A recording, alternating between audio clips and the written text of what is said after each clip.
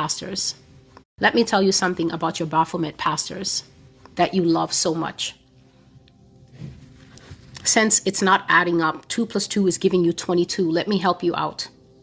When a person eats human flesh, they jump over a line that they may or may not have known is there. This is different from the human flesh in the McDonald's that they're mass feeding those who won't leave that food alone.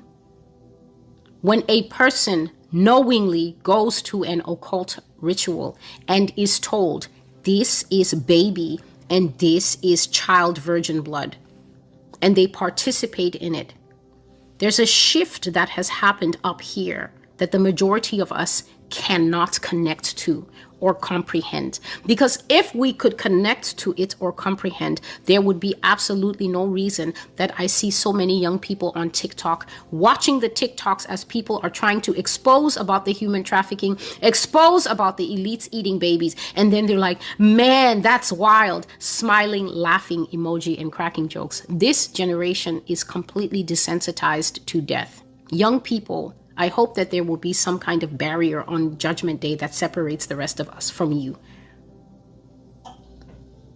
Because it is going to be terrifying to be present, to witness your lack of empathy being judged by a God who is so empathetic that at an abortion, when the baby's last breath goes, Jesus is feeling that thing.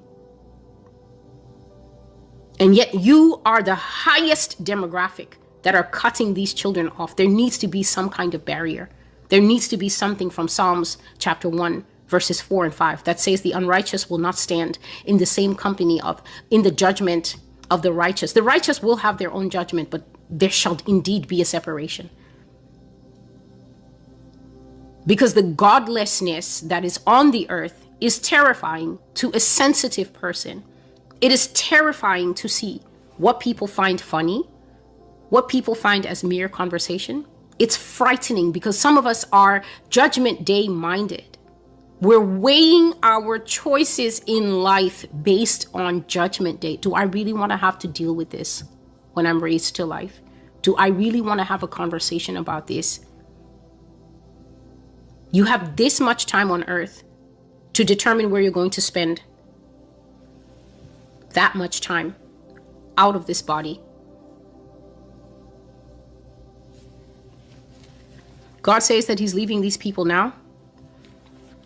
They can't be rehabilitated. He says their nature is severely wicked. Do you know what this means? Nature is how you are.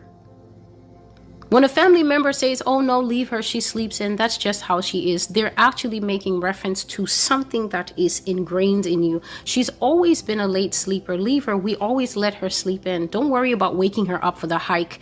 I know we're on holiday and we booked this hike for 8 a.m., but Janet sleeps in late. That's her nature. God is saying that there are people in the house of God, specifically in leadership, whose very nature has shifted from what is common to man. It is not common to man to have sex in the backside. It is not common to man to partake of flesh and blood as a meal.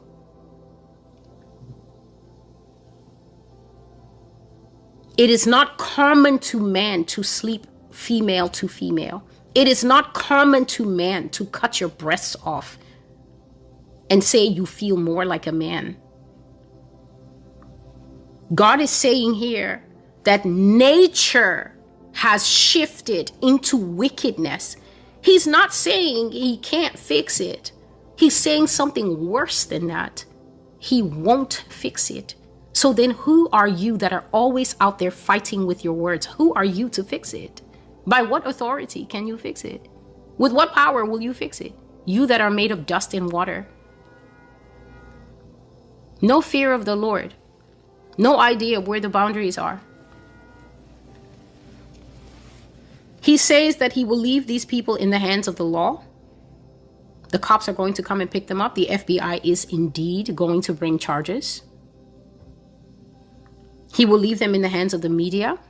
I've already discussed that the press is no friend of the church. And as we fall, they jubilate and they write foot-long headlines. Pastor found in bed with teen. Let me tell you something.